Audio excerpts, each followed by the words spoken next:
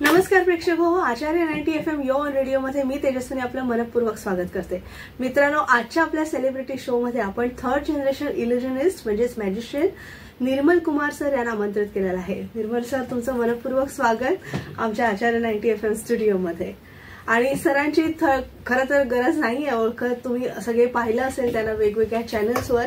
तरी पण एक थोडंसं इंट्रोडक्शन म्हणून मी आमच्या सगळ्या प्रेक्षकांना श्रोत्यांना तुमच्याबद्दल सांगते. त्यांचे आजोबा म्हणजे world greatest magician Chandu the great, त्यानंतर वडील वंडर विझार्ड विनय कुमार जे, आणि आता यांची थर्ड जनरेशन आहे. थर्ड जनरेशनचे इल्युजनिक निर्मल कुमार सर. त्यांनी India's got talent, laughter challenge, entertainment के लिए कुछ भी करेगा, डान्स दिवाने, हुनरबाज अशा वेगवेगळ्या शोज मध्ये आपली कला सादर केलेली आहे. आणि आज खूप धमाल येणार आहे ह्या पॉडकास्ट मध्ये, कारण निर्मल कुमार सर आपल्यासोबत आहे. सर, काय म्हणजे आता हे सगळं तुमच्या घरातून तुम्हाला हा वारशाने मिळालं, कारण वारशाने मॅजिक मिळणं म्हणजे कला मिळणं हे फार मोठं, म्हणजे तुम्ही खरंच नशीब म्हणावं ते तुमच्याकडे पाहून आहे. सो कसं वाटतंय आणि कुठून तुमची सुरुवात कुठून आणि कधीपासून झाली? फार आनंद होता की मी अशा फॅमिलीमध्ये बॉर्न झालो. सुरुवात अशी की माझे आजोबा हे world greatest magician Chandu the great हे ऍक्च्युली लहानपणापासून एक मदारीचा खेळ बघून ते अट्रॅक्ट झालेले त्याच्याकडे. अच्छा. तर ते फार त्याच्यामध्ये ते एकदम अट्रॅक्ट झालेले एवढे की मग त्यांचे मामा, आमचे मामा म्हणजे आजोबांचे मामा मुकुंद नाईक यांना त्यांनी सांगितलं अशी गोष्ट की मला हे करायचंय.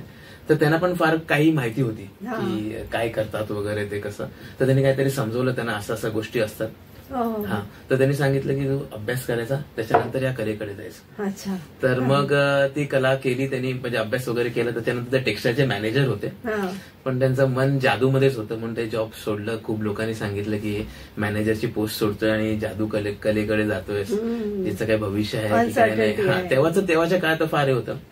तर मग त्यांनी केली जादू, आणि फार आज त्यांच्या आशीर्वादामुळे आज मी टीव्हीवरती पोहोचू शकलो. कारण की त्यांनी जी स्ट्रगल केली ती फार खूप स्ट्रगल होती, कारण की ते पायोनियर होते. त्यांच्या मागे कोणाचा सपोर्ट नव्हता. माझ्या मागे माझ्या आई वडिलांचा सपोर्ट होता, आणि त्यांनी एकट्याच्या याच्यावरती केलं. त्यांना त्यांच्या मुलांनी सपोर्ट केला वगैरे सगळ्या. माझे वडील पण होते, आणि असे पुढे गेले. मग आजोबा फॉरेन टूर्स केले त्यांनी, टीव्ही शोज वगैरे केले, मूवीमध्ये पण काम केलं त्यांनी. तर त्याच्यामुळे त्यांचं फार प्रसिद्धी त्यांना फार भेटली. त्याच्यानंतर मग पप्पांनी चालू केलं त्यांचं पुढे जनरेशन करणं. माझ्या वडिलांचं नाव वंडर विझार्ड विनय कुमार, त्याच्याने शो केला त्याने. तर त्यांच्याबरोबर लहानपणापासून, आजोबांबरोबर लहानपणापासून की स्टेजवरतीच आम्ही, म्हणजे ऍक्च्युली स्टेज मध्ये विंग मध्येच असायचो वगैरे. हा, आणि मग वडिलांना असिस्ट करायचं, त्यांच्या ऍक्ट्स मध्ये पार्टिसिपेट करायचं. म्हणजे असं नाही की मी आज मुलीला तलवारवर झोपून तिथे पेनिट्रेट करतो, मी पण ही गोष्ट केली आहे. मी पण सोर्ट्सवर झोपायचो वगैरे, सगळ्या गोष्टी वगैरे केल्या आहेत. त्याच्यामुळे तो एक कॉन्फिडन्स पण आहे ते करायचं, आणि आवड, आणि स्टेजवरती जन्म झाला. आमच्या घरी कोणी आम्हाला सांगितलं ना, माझ्या आई वडिलांनी किंवा आजोबांनी फोर्स केलं की तू हीच गोष्ट कर, जादूच कर. पण माझ्या मनात आली गोष्ट, एक सर्टन एज नंतर आली बाबा मला हेच करायचं, आणि मी त्याच्यातनं केलं. मी मिनी केजी पासून, म्हणजे वयाच्या 3 वर्षापासून शो करतो. अरे बापरे. मी मिनी केजी मध्ये छोटे ऍक्ट्स करायचो. त्याच वेळी मी माझ्या वडिलांना आणि आजोबांना पण ऍक्ट्स मध्ये सपोर्ट करायचो. थोडं छोटं फार असे ऍक्ट्स असायचे. त्याच्यानंतर मग चालत गेलं. मग कॉलेज संपलं, आणि मग मी मॅजिक कॉम्पिटिशन मध्ये पार्टिसिपेट करायला लागलो. आणि मग मी तेव्हा 10 टायटल जिंकलोय. त्याच्यामध्ये 5 नॅशनल आहेत, 3 स्टेट आणि 2 इंटरनॅशनल. ते झाल्यानंतर मग टीव्ही मध्ये आलो. मग टीव्ही नंतर कॉर्पोरेट्स वगैरे असं वगैरे सगळं. पण याच्यामध्ये फॅमिलीचा खूप सपोर्ट आहे. म्हणजे आजोबांशिवाय, आजीशिवाय शक्य नव्हतं. आणि आई वडील तर माझी आई श्रद्धा सारंग, ती एक वर्किंग ऑफिसर होती, गव्हर्नमेंटमध्ये होती. तरी पण तिने मला फार सपोर्ट केला याच्यासाठी. आणि तिला जादू कलेचे जे आमचं हे असते, सोसायटी असते, त्या लोकांनी त्याला एक जादुई आई म्हणून अवॉर्ड दिलाय. म्हणजे तो माझ्यासाठी फार मोठा आहे की माझ्या आईचं सपोर्ट जो त्यांनी बघितलं, त्याच्यासाठी तो मला, म्हणजे सगळ्यात मोठी अचिव्हमेंट जर मी ज्या आईला देऊ शकलो असेल तर ती आहे. आणि फार आनंद होता आईला माझ्या त्या गोष्टीचा. खरंच, कारण खरं एका कलाकाराला जपणं आणि त्याचं सगळं मूड स्विंग सांभाळणं हे फार मोठं टास्क टास्क असतो, म्हणजे स्वतःला त्याची आवड हवी आणि ते कलाकाराला जपणं हे फार म्हणजे कुटुंबाने ते त्याला पालन पोषण करणं गरजेचं असतं. आणि अशा प्रकारे आई वडिलांनी तुमचं छान संगोपन केलं आणि छान तुम्हाला वाढवलं खरंच. आणि आजोबांचे काय लाडके नातूच तुम्ही. आजोबांनी अगदी हक्काने, म्हणजे आमचे खरं सांगू तर माझे आजोबा फार स्ट्रिक्ट होते. म्हणजे त्यांची मुलं म्हणजे माझे वडील वगैरे त्यांचं जो वागणं माझ्या बरोबर आजोबांचं बघून ते पण हैराण होतं, रे आमचे वडील एवढे स्ट्रिक्ट, आमच्या बरोबर ते नातवाबरोबर एकदम, म्हणजे त्यांच्या बॅगेतलं जे सामान असायचं त्याला कोणी हात लावू शकत होतं, जादूचं कोणी, पण मी ते डायरेक्ट हातातनं काढायचो, हे काय ते काय वगैरे. आणि तुम्हाला जर माहितच असेल की मी लहान होतो आणि आम्ही मॅजिशियन केलाल माहित असतील तुम्हाला, फेमस, आम्ही केलाल ते आजोबांचे चांगले फ्रेंड होते, इव्हन पीसी सरकार ते चांगले फ्रेंड होते. आम्ही केलाल त्यांच्या शोला गेलेलो बघायला. तर तेव्हा माझ्या आजोबांनी त्यांनी सांगितलं की is my grandson and he will be successor of our family. मग तेव्हा मी तर फार लहान होतो, म्हणजे ते का असे बोलले असतील काय ते त्यांना माहिती, पण आज खरंच एवढ्या पुढे जादूमध्ये त्यांनी पण विचार केला नव्हता मी, कारण की खूप टीव्हीवरती येणं, मी सेलिब्रिटीज बरोबर शो केलाय आणि मला फार मोठी गोष्ट वाटते की ऍक्ट टीव्ही शोज येतात ते जादूला इन्व्हॉल्व्ह करतात त्याच्यामध्ये. म्हणजे असे लोक म्हणायचे अरे जादूचं भविष्य नाही, असं नाहीये, जादू आपण कशी करतो त्याच्यावरती त्याला चांगलं भविष्य. आता टीव्ही शोज मध्ये तर बोलवतातच. पण हैदराबादला एक टीव्ही शो चालू आहे स्टार वॉर्स म्हणून, ते प्रत्येक एपिसोडमध्ये जादूगाराला बोलवतात. एक टॅलेंट असतो आणि त्यांचे जे लोकल आहे, म्हणजे जादू आपण कशी करतो काय करतो त्याच्यावर सगळं डिपेंड असतं. असं क्या बात आहे. पण काय म्हणतात ना, पहिला पाऊस, पहिली शाळेत जाणं आणि पहिला तुमचा जादूचा प्रयोग, तर तो पहिला जादूचा प्रयोग कुठे होता आणि कितव्या वर्षी तुम्ही केलात आणि त्याला कसा रिस्पॉन्स मिळाला? मी पहिला सगळ्यात जो पहिला शो केला तो मी मिनी केजी मध्ये केला. तेव्हा ऍक्च्युअली तसं एकदम असं तेव्हा एक सहानुभूती असते मॅजिशियनला, लहान मुलगा एकदम करतो, काय चुका झाल्या वगैरे सगळे असतात, पण ते फार भीतीचं वातावरण होतं. आणि माझ्या असं होतं की माझ्या मागे सगळे उभे असायचे, माझे आजोबा असायचे, माझे पप्पा असायचे, आई असायचे, त्यामुळे जरा भीती कमी असायची. पण फार चांगला अनुभव होता, एवढ्या लहान वयात कोण जादू करते. आणि जादू असा एक विषय की आम्ही कोणाला आपण इंट्रोड्यूस केलं आणि मी जादूगर आहे, तर लोकांचं एक एक्सप्रेशन चेहऱ्यावरचं वेगळं असतं, त्याची एक्साइटमेंट वेगळी असते, ते बघणं वगैरे सगळं वगैरे, आणि ते पण एक्साइट असतात म्हणजे काय करतो काय करतात. म्हणजे जादू केल्यावर फार चांगला अनुभव होता. मग मिनी केजी पासून गॅदरिंग्सना शो करायचो तेव्हा.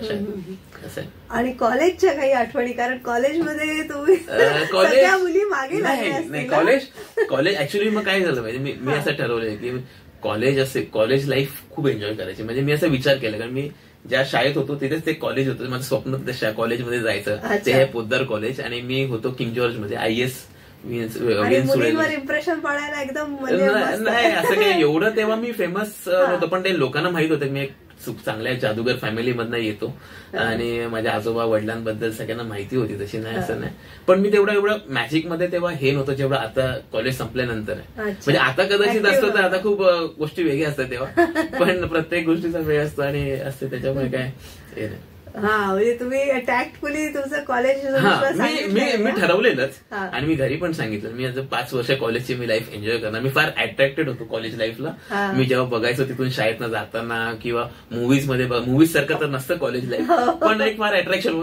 5 वर्ष लाईफ कॉलेजची एन्जॉय करायची.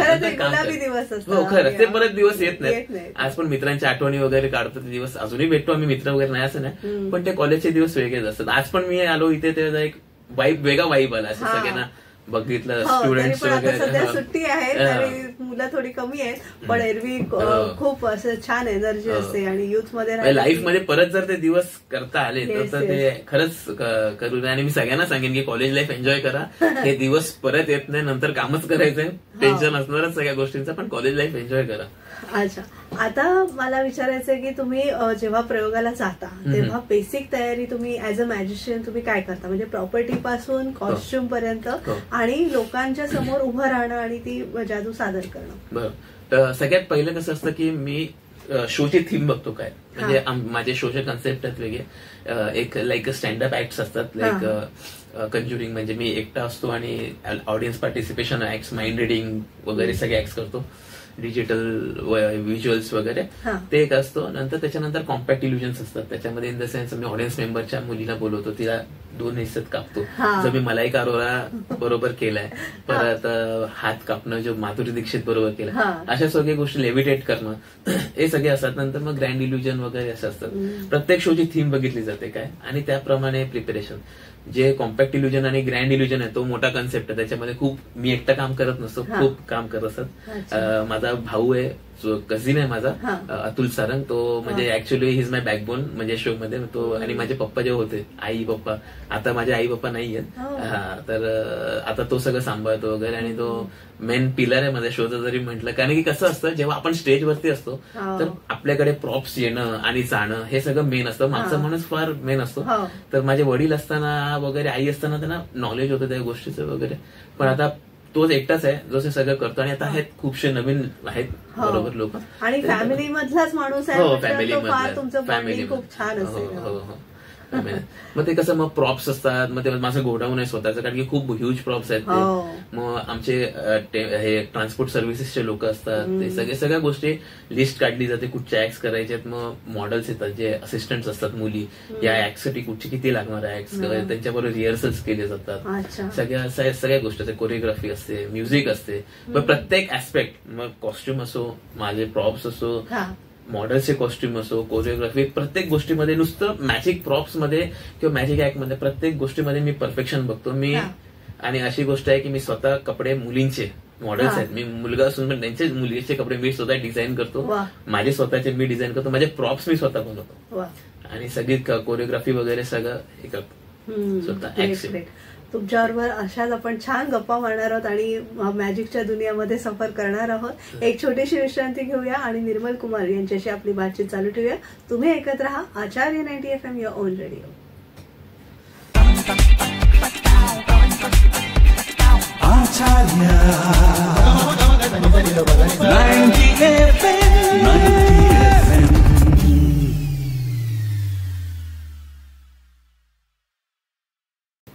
विश्रांतीनंतर आपल्या सगळ्यांचं पुन्हा एकदा स्वागत. तुम्ही ऐकत आहात आचार्य 90 FM युअर ओन रेडिओ.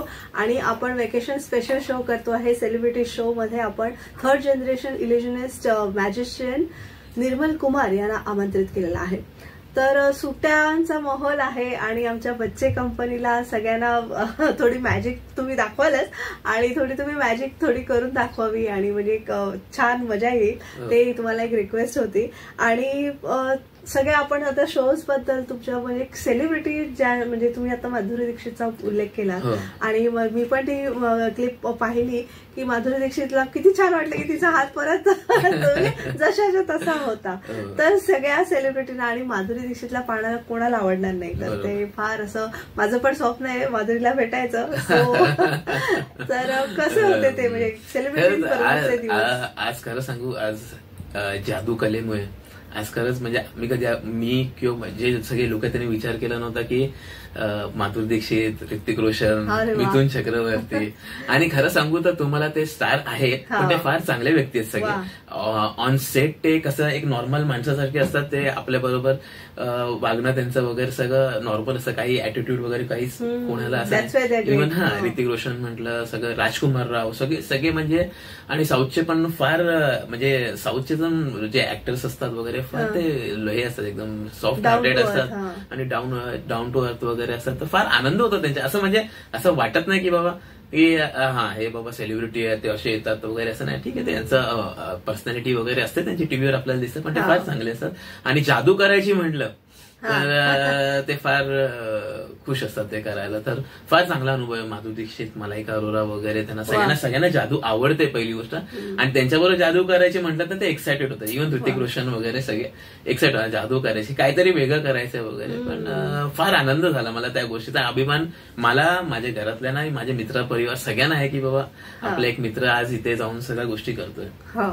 आणि कसं प्रत्येकामध्ये म्हणजे कुठे किती मोठा माणूस असू दे, बिझनेसमॅन असू दे, सेलिब्रिटी असू दे, त्याच्या मनात एक लहान मूल दडलेलं असतं, आणि प्रत्येकाला त्या जादूबद्दल, जादू म्हटलं की एक फॅसिनेशन असतं. आपण कुठेही वंडर पार्क मध्ये जा किंवा कुठे गेम्स करायला जा, पण ते पहिलं आपण बघतो ते जादू आपल्याला बघायला मिळेल का. तर सेलिब्रिटीमध्ये माधुरी दीक्षितचा तुम्ही अनुभव सांगितला, मिथुनदांबरोबर कसं वाटलं? मिथुनदा तर ऍक्च्युली मिथुनदा बरोबर मी प्रोमो पण शूट केलं, मी डान्स दिवाने ग्रँड फिनाले पण प्रमोट केलंय त्यांच्या बरोबर याच्यामध्ये. तर मिथुन दा तर त्यांना फार जादूची आवड आहे आणि मी हुनरबाज म्हणून टीव्ही शो आहे त्याचा प्रोमो शूट करत होतो. तर आम्ही सेटवरती होतो वगैरे, ते सेटवरती होते. म्हणजे मी प्रत्येक त्या प्रोमोमध्ये मला तर 4-5 ऍक्ट करायला सांगितलेले, एक फ्लॅश ऍक्ट. तर ते प्रत्येक ऍक्ट मला पण करून दाखव ना, मला पण करून दाखव ना, म्हणजे मी करायचं त्यांना पण करून दाखव ना. फार आवड होती त्याला अशी. आणि खरंच ते फारच म्हणजे आजपर्यंत कुठच्याच टचवूड सेलिब्रिटीचं काय हे नाही की इव्हन अक्षय कुमार बरोबर पण शो केले वगैरे. म्हणजे फार म्हणजे ते सेटवरती वेगळी पर्सनॅलिटी असतात ते, आणि त्याच्यामुळे फार आनंद होतो अशा लोकांबरोबर शो करायला आणि लोकांसमोर येणं यांच्या बरोबर ही फार मोठी गोष्ट आहे. आणि इट्स अ हॉनर म्हणजे.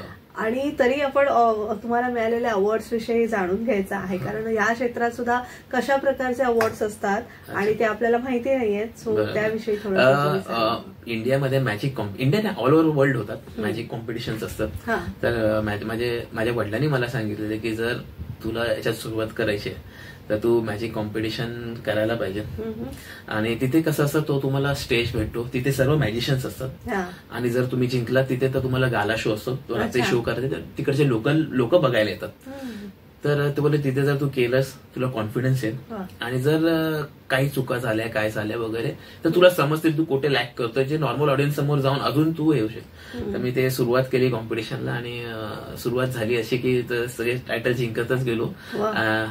खूप मोठे मोठे कॉम्पिटिशन्स पण जिंकलो मी त्याच्यामध्ये. ते करत गेलो. मग माझ्या वडिलांनी मला सांगितलेलं की एक मॅजिशियन चांगला ऍक्टर पाहिजे.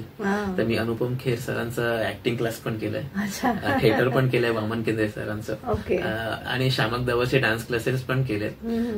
तर माझ्या वडिलांचं असं होतं की सगळ्या गोष्टी तुला आल्या पाहिजेत. तर त्यांनी माझी इव्हन डान्स बिन्स करणं माझं काय आवड अशी नाही मनापासून, पण पप्पांनी सांगितलं जायला पाहिजे, तर मग आता पप्पांनी सांगितलं तर केलं पाहिजे असं आहे. तर त्या गोष्टी केल्या. नक्कीच. आणि आता तुम्ही साऊथला जाता, म्हणजे साऊथचं इंडस्ट्री वेगळी, तिथले लोक वेगळे, आणि त्यांचं पिक्चरायझेशन किंवा शूटचं वेगळं, आणि आपलं हिंदी बॉलिवूड किंवा मराठीचं वेगळं. तर काय डिफरन्स तुम्हाला, आणि हिंदी म्हणजे आता टॉलिवूडमध्ये जाताना कसं वाटतं? टॉलिवूडमध्ये फार ऍक्च्युअली मी खरं सांगितलं हैदराबादनी मला फार प्रेम दाखवलंय, आणि मी खूप शोज केले, टीव्ही शोज केलेत. आणि एक अभिमानाची गोष्ट आहे की तिकडचे जेव्हा नवीन शोज लॉन्च होतात तेव्हा ते मला बोलवतात लॉन्च करायला एपिसोड, कारण की पहिल्या 1 किंवा पहिले 4 एपिसोड त्यांना खूप पॉवरफुल द्यायचे असतात. त्याच्यामुळे मी मुंबईतनं ते हैदराबादला बोलवतात. हे माझ्यासाठी खूप मोठं ऑनर आहे की ते बोलवतात आणि मी तिथे जाऊन करतो. फार चांगले लोक आहेत ते, पण जादूची साठी त्यांना खूप आवड आहे, आणि मूवीज साठी पण त्यांची खूप आवड. मी तिथे जाऊन ऑडिओ लॉन्च शो करतो, टीव्ही शो आपलं त्यांचे ट्रेलर लॉन्च असतात, मूवी लॉन्च साठी असतात वगैरे. इव्हन पुष्पा पिक्चरचा मी करणार होतो अल्लू अर्जुन बरोबर, पण ते प्रॉपची साईज आणि जाणं येणं वगैरे त्याच्यामुळे जरा ते डिले झालं, अर्जन्सी होती, तर ते झालं नाही. पण बघू आता परत अल्लू अर्जुन सरांना भेटायला, पुष्पा 2 पण येतं. पण त्यांचं ते पण खूप तुम्हाला सांगितलं, खूप त्यांना जादूची फार आवड आहे. आणि ते म्हणजे जर मी तुम्हाला खरं सांगेन तर मी माझ्या मराठी इंडस्ट्रीमध्ये मी जेवढे शोज नाही केले तेवढे, पण ते साऊथ इंडस्ट्रीमध्ये लोकल नॅशनल म्हणजे ते बोललो चॅनल आपण लोकल चॅनल्स, त्याचे म्हणजे स्टारमा त्यांचे रिजनल चॅनल्स असतात ते स्टार, झी टीव्ही, तेलुगू वगैरे. तर त्याने हे केलं टॅलेंट शोज वगैरे, तर फार शोज केलेत, आणि ते कॉर्पोरेट शोज पण खूप केलेत मी त्याच्यामध्ये. हे झालं आपण भारताबद्दल बोललो, म्हणजे आपल्या इंडस्ट्रीबद्दल बोललो. फॉरेनची इंडस्ट्री कशी आहे म्हणजे मॅजिकच्या दृष्टीने? फॉरेनची इंडस्ट्री ते पण फार ऍडव्हान्स आहेत फॉरेनच्या इंडस्ट्रीमध्ये, आणि तिथे पण जर बघितलं तर मॅजिकला खूप रिस्पेक्ट आहे आणि फार डिमांड आहे, आणि हे सगळं आहे चांगलं वाटतं तिथे पण ते एक शेवटी म्हटलं तर ते आपल्यासाठी एक कॉम्पिटिशन असेल की आपण इंडियाला रिप्रेझेंट करतो आणि तिकडे. आणि अभिमानाची मला एक गोष्ट अशी वाटते की मी कुठचाही जेव्हा नवीन ऍक्ट लॉन्च करतो, म्हणजे नवीन ऍक्ट तयार करतो, तर मला बाहेरून फोन येतात की हा मला भेटेल का ऍक्ट बनवून. माझा एक प्रिन्सिपल असं आहे की मी जे प्रॉप्स बनवतो ते फक्त मीच माझ्यासाठीच असतात आणि मीच करू शकतो ते. अजून मी कोणाला एक्सेप्ट सेलिब्रिटीज की त्यांना एक सेलिब्रिटीजना देण्याचं मागचं पण एक कारण आहे की एक जादू कला खूप हे होतं, म्हणजे लोक असे म्हणतील बरोबर फक्त सेलिब्रिटीजना दाखवतो, आम्हाला नाही. सेलिब्रिटीजना दाखवणं त्यांनी करणं ऍक्ट काही, तर त्यांनी जादूकला ही फार अपग्रेड होते, लोकांसमोर येते. त्याचं एक कारण त्याच्याशिवाय माझे ऍक्ट माझ्या वडिलांशिवाय आता आजोबा तर नाहीयेत, म्हणजे वडील पण नाहीयेत, पण जेव्हा वडील होते तेव्हा मी बनवत होतो, आम्ही दोघं मिळून, पण तेच करू शकले असते, बाकी कोणी करू शकत नाही. म्हणजे असं एक माझं प्रिन्सिपल आहे. त्याच्यामुळे मला खूपशे ऑफर येतात रेंटनी, ते इंडियाचे पण लिडिंग मॅजिशियन्स मला काही कॉल करतात, पण ठीक आहे त्याच्यामुळे मी ते माझं प्रिन्सिपल पाळून ठेवलंय असं आहे. ओके. आणि आता नवीन आता सगळे आपले लिस्नर्स जे आहेत त्याच्यामध्ये काही युथ असतील किंवा लहान मुलं असतील आणि त्यांना पुढे जाऊन ऍज अ मॅजिशियन करिअर करायचं असेल तर तुम्ही काय त्यांना गायडन्स किंवा काही टिप्स द्याल? मॅजिशियन कुठचे म्हणजे मॅजिक असो किंवा कुठचे आर्ट असो, तुमची क्रिएटिव्हिटी पाहिजे. ठीक आहे, तुम्ही लोकांपासून वेगळे पाहिजे. आज पण मी जेव्हा टीव्ही शोज करतो वगैरे खूपशे लोक कॉन्टॅक्ट काढतात, कसे माहित नाही मला, आणि प्रोमो बघितला किंवा टीव्हीवर बघितला कॉन्टॅक्ट काढून मग ते कॉल करतात, बोलतो माझ्या मुलाला डान्सर बनायचं आहे, सिंगर बनायचं आहे, हे करायचंय, असं करायचंय, मी इथे जाऊ. मी बोललो बघा, आज मी तुम्हाला खरं सांगतो, मी टीव्ही शोज करतो, लहान लहान मुलं एवढे चांगले डान्स करतात, काही सिंगिंग एवढे चांगले करतात, त्यांचे जे जे आर्ट्स आहेत एवढे डेव्हलप आहेत की आपल्याला त्यांच्याबरोबर कम्पेअर करायचं आहे, म्हणजे ते जायचं आहे, तर तेवढं तुम्ही टॅलेंटेड पाहिजे. जर याचा टीव्ही इंडस्ट्रीचा एकच आहे की तुम्ही तेवढे टॅलेंटेड पाहिजे तर तुम्हाला बोलवलं जातं. तुम्ही वेगळे आहात, युनिक आहात, तर तुम्हाला नक्कीच बोलवलं जाईल. शोज पण असतात आणि असं नाही की कुठची आर्ट असू दे, डान्स, सिंगिंग, सगळ्यांना चांगला स्कोप आहे. जर तुम्ही युनिक असाल तर तुम्हीच दिसणार आणि तुम्हीच करू शकता. तर प्रत्येक आर्ट, नॉट इव्हन मॅजिक, सगळ्यासाठी फक्त एकच सांगेन, बी क्रिएटिव्ह, बी युनिक, आणि मग तुम्ही जात, अजून कोण नाही. आणि कसं असतं, आम्ही आता इव्हेंट्स मध्ये आहोत, म्हणजे निवेदक आहोत, म्हणजे बरेचसे शोज आपले लेट नाईट असतात किंवा मग बाहेर ट्रॅव्हल करायचं असतं, तर तुम्हाला सुद्धा सगळं प्रॉपर्टी मॅनेज करून, सगळ्या तुमच्या कलिग्सना, बॅकस्टेज आर्टिस्टना मॅनेज करून बाहेर शोज करणं किंवा मुंबईत शो करणं, इंडियात शो करणं, तर हे सगळे जे म्हणजे प्रत्येकाचीच कलाकार म्हटल्यावर तारेवरची कसरत असते, तर ते स्वतःची बॉडी मेंटेन करणं, पीस ऑफ माइंड मेंटेन करणं, हे सुद्धा तुम्ही कशा, आणि फिटनेस मेंटेन करणं, फिटनेस, त्याविषयी काय सांगा? फिटनेस बद्दल जर सांगायचं गेलं तर फिटनेस आमच्या रक्तातच आहे. माझे आजोबांचं स्वतःचं जिम होतं, ही वॉज अ ते जिम मॅनेज सांभाळायचे सगळं, एक जिम होतं. माझे वडील हे ऍक्च्युली पार्टिसिपेट करायचे बॉडी बिल्डिंग कॉम्पिटिशन्स मध्ये वगैरे, आणि मला एका एज पर्यंत आवड नव्हती ह्या गोष्टींची, पण आता एका एज नंतर मला अशी आवड, मी ऍडिक्शन झालंय. माझी दिवसाची सुरुवात वर्कआउटनीच होते मला, आणि मेडिटेशन म्हटलं तर ते माझं वर्कआउटच आहे. आणि जर दिवसाची सुरुवात जर वर्कआउटने झाली की एक पॉझिटिव्ह वाईब्स आणि एक वेगळी एनर्जी येते त्याच्याने. हे मी नुसतं काय अट्रॅक्शन साठी वगैरे मी वर्कआउट करत नाही. फिटनेस मला फार आवड आहे वर्कआउट करायची. सतत आपण 3 ते 4 तास स्टेजवर असतो, उभं राहायचं असतं, आपल्याला सगळ्या कॉन्फिडन्स पण चांगला बिल्ड होतो, कारण की शेवटी आपले हॉर्मोन्स रिलीज होतात, जे आपण वर्कआउट करताना हॅपी हॉर्मोन्स म्हणतात ते, आणि त्यावेळी आपला विचार दिवस चांगला जातो आणि फिटनेस चांगला राहणं, कारण की आपले टायमिंग जे असतात, कधी जेवू शकतो आपण, कधी हे असतं, आणि कधी जेवायला टाइम भेटत नाही, तर त्या ह्या गोष्टी असतात, पण ते मॅनेज केल्या जातात, आणि फिटनेस वगैरे सगळं लक्ष दिलं जातं, डाईट पासून सगळ्या गोष्टीचं असं आहे. नक्कीच. जाता आता आम्हाला काय मॅजिक करून दाखवताय? एक माइंड रिडिंगचा ऍक्ट करतो मी. ठीक आहे, मी एक प्रेडिक्शन करून ठेवतो. माझ्या माइंड मध्ये बऱ्याच गोष्टी आहेत, मी काही इथे प्रेडिक्शन करून ठेवलंय. ठीक आहे, तुम्हाला मी एक विचारेन असा की आता सध्या सीझन चालू आहे क्रिकेटचा. ठीक आहे, क्रिकेट चालेल. ठीक आहे ना, क्रिकेट. तुम्हाला क्रिकेटची आवड आहे का? आहे, थोडीफार. अच्छा, क्रिकेटची आवड. हा, तर इमॅजिन करा तुम्ही क्रिकेट खेळताय. ठीक आहे, तुम्ही क्रिकेट खेळताय. ठीक आहे, जस्ट इमॅजिन, डोळे बंद करा, आणि तुम्ही कुठच्या तरी टीम साठी रिप्रेझेंट होत आहे. ओके, ठीक आहे, आणि तुम्ही खेळतात. कुठची टीम असेल ते? Of course India. इंडिया नाही, आपण आयपीएल बद्दल बोलू सध्या. ते तेवढं ठीक आहे, चला मग इंडिया. ठीक आहे, इंडियासाठी खेळताय. ठीक आहे, इंडियासाठी खेळताय तुम्ही. ठीक आहे, ओके.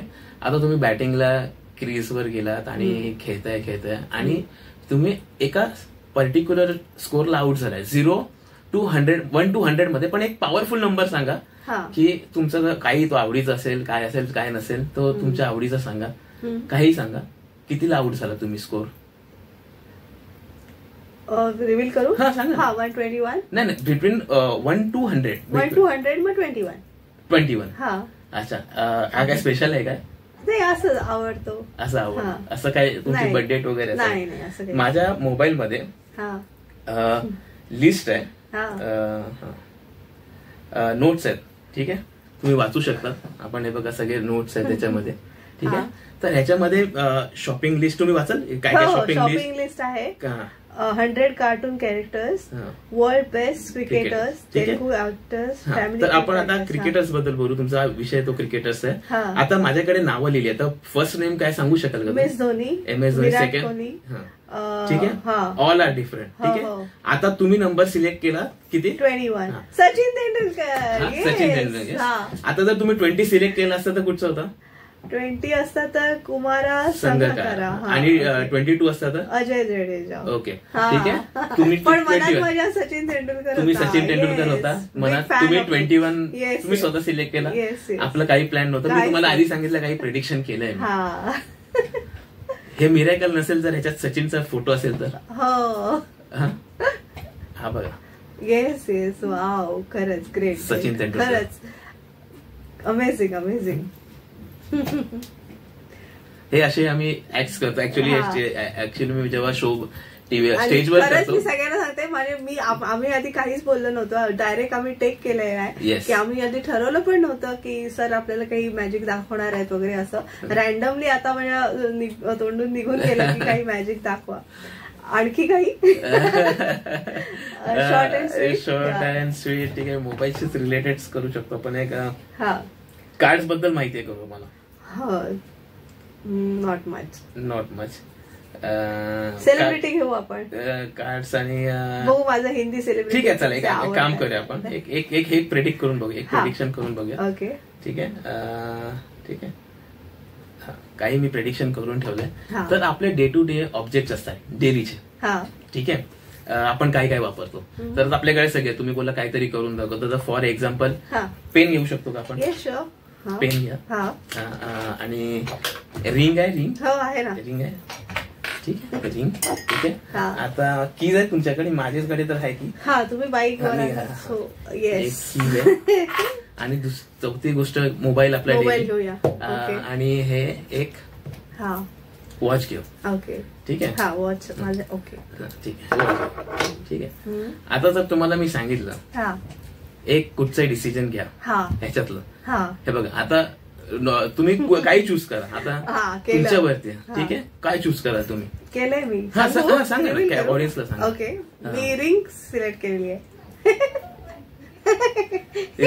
रिंग सिलेक्ट केली. येस, रिंग सिलेक्ट केली. आता तुम्हाला मी सांगितलेलं की बाकी काही नसेल तरी चालेल, रिंग पाहिजे. आता हे माझ्याकडे सिलेक्शन्स आहेत. ओके, ठीक आहे. हे एनव्हलप्स आहेत. ठीक आहे, हे सगळे वेगवेगळे कलर्स आहेत. मी तुम्हाला सांगेन रेड, कुठचाही चूज करायचं. ओके, दिसत असेल ऑडियन्स. हो, रेड. येस, रेड केला. तुम्ही रिंग केली सिलेक्ट. ठीक आहे, आपण बघू याच्या मागे काय. रिंग. ठीक आहे.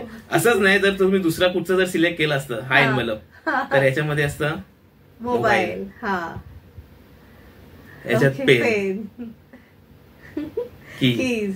हे पाचही ऑब्जेक्ट वेगळे आहेत. वॉच म्हणजे हे सगळे ऍक्ट मी तुम्हाला दाखवतोय आज ना, हे मी स्वतः स्टेजवरती करतो. आणि त्याच्यामध्ये मी आयपॅड किंवा टॅबलेट हे डिजिटल मॅजिकचे पार्ट आहेत, प्लस माइंड रिडिंग. तर हे सगळे मी स्टेजवरती करतो. असं नाही की आज तुमच्यासमोर स्टेज तुम्ही कधी मी शोला आला तरी पण मला दिसू शकते की असं हे कोणाही बरोबर करू शकतो. एक माइंड रिडिंगचा पार्ट असतो. आणि मी टेक्नॉलॉजीचा वापर करतो, लाईक मोबाईल म्हणा. आता बघा, आज मी काही घेऊन आलो आणि मी तरी पण अजून तुम्हाला मी अर्धा तास एंटरटेन करू शकतो. असं पण अशा गोष्टी आहेत, पण ते सगळ्या लाईनअप करून वगैरे हे करू शकतो. हे आपले आपण घ्या. हो, नाही, दॅट्स ओके. थँक्यू. आणि खूप मजा आली. आणि फ्युचर काय ठरवलंय? फ्युचर प्रोजेक्ट म्हणजे माझा एक ड्रीम शो आहे. माझ्या आजोबांचा शो होता मोहजाल. तो माझा ड्रीम शो आहे, थिएटर शो. मी टीव्ही शोज केले, कॉर्पोरेट शोज करतोच आहे, टीव्ही शोज पण करतोच आहे, प्रायव्हेट सोशल फंक्शन्स. पण एक थिएटर जे माझे आजोबा करायचे, वडील करायचे, जो पहिल्याचा कन्सेप्ट होता की थिएटरमध्ये शोज असायचे, सगळ्या गोष्टी असायच्या, ते आता फार कमी होतात कारण की खूपशे खर्च वगैरे वाढले. तर मोहजाल म्हणून माझ्या आजोबा त्या नावाने शो करायच्या, मोहजाल. तर आम्हाला हिंदुस्तान टाइम्सने आमचं एक आर्टिकल दिलेला, हाफ पेजचा आमचा फोटो होता, 3 जनरेशन्स ऑफ मॅजिक. त्याच्यामध्ये त्यांनी आम्हाला एक टॅगलाईन दिली, मोहजाल जेन एक्स. ठीक आहे, म्हणजे मोहजाल त्याचा जनरेशन नेक्स्ट, जेन हेक्स दिला, एनएक्स नाही, जेन हेक्स. तर मग त्या नावाने माझे वडील शो करणार होते. आणि आम्ही प्लॅनिंग चालू होतं वडिलांनी मी शो करायचा, पण माझ्या वडिलांचं निधन झालं. त्याच्यामुळे तो जो प्रोजेक्ट राहिलाय मोहजाल जेनिक्सचा, तो आता मी कंटिन्यू करणार आहे थिएटर शोज. सुरुवात ऑल ओव्हर महाराष्ट्र, नंतर मग नॅशनल लेवलला आणि मग इंटरनॅशनलला. तो त्याच्यामध्ये तो माझा एक विचार आहे शोजचा, म्हणजे त्याच्यामध्ये मोठे इल्युजन्स असतात, प्रॉप्स, लेव्हिटेशन ऑफ अ गर्ल वगैरे सगळ्या गोष्टी, कटिंग वगैरे, आणि सगळे माइंड रिडिंग ऍक्ट्स असणार, कंज्युरिंग व्हिज्युअल सगळे ऍक्ट्स असणार, जे माझे आजोबा वडील सगळे करत आले तेच आहेत, फक्त मी ऍडव्हान्स केलेत. लाईक कटिंग अ गर्ल आजोबा करायचे, माझे वडील एक व्हर्जन करायचे, मी ट्रान्सपरंट व्हर्जन क्रिएट केलंय, म्हणजे मुलगी तुम्हाला आरपार दिसते. एक्सचेंज ऍक्ट असतात, मेटामॉर्फिसिस, ते सगळे डेव्हलप्ड ऍक्ट आहेत. जसं आपण एज प्रमाणे डेव्हलप होतो तसं आपल्याला क्रिएटिव्हिटी आपली डेव्हलप करायला पाहिजे. तर सगळे नवीन ऍक्ट्स असतील आणि ते शो लवकरच तुमच्या समोर येईल. तो करायचा आहे आपल्याला आणि तो माझा ड्रीम प्रोजेक्ट आहे आणि थिएटर्समध्ये लवकरच तुम्ही मला बघाल आणि या शो बघायला मी अशी अपेक्षा करतो. नक्कीच. आणि खूप चांगला रिस्पॉन्स मिळते तुमच्या सगळ्या शोजना आणि सगळ्या भावी प्रोजेक्ट्सना, आणि आमच्याकडनं फार बेस्ट विशेस आहे. आणि आम्हाला मात्र लक्षात ठेवा आणि परत या. येस, नक्की नक्की नवीन ऍक्ट्स मॅजिकचे घेऊन तुम्ही सांगा मला, येईल मी नक्की. कारण आता ऍक्टिंगचे वर्कशॉप होतात, डान्सचे वर्कशॉप होतात, पण मॅजिकचे वर्कशॉप्स होत नाही. त्यामुळे मुलांसाठी आणि तरुणांसाठी मॅजिकचे वर्कशॉप्स तुम्ही कंडक्ट करावे. आणि याच नोटवर तुमचे खूप खूप धन्यवाद. तुम्ही आज आचार्य 90 FM स्टुडिओमध्ये आलात आणि एक छानसं मुलाखत आम्हाला दिली, त्याबद्दल मनपूर्वक आभार. थँक्यू. तर मित्रांनो, आज आपण सेलिब्रिटी शो मध्ये magician, the great magician Nirmal Kumar यांना आमंत्रित केलं होतं आणि नवीन सेलिब्रिटीसह भेटूया पुढील सेलिब्रिटी शो मध्ये. तर मी तेजस्विनी आपला निरोप घेते. तुम्ही मात्र ऐकत राहा आचार्य 90 FM your on radio. Thank you.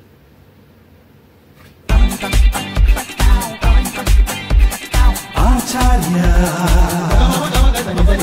90 FM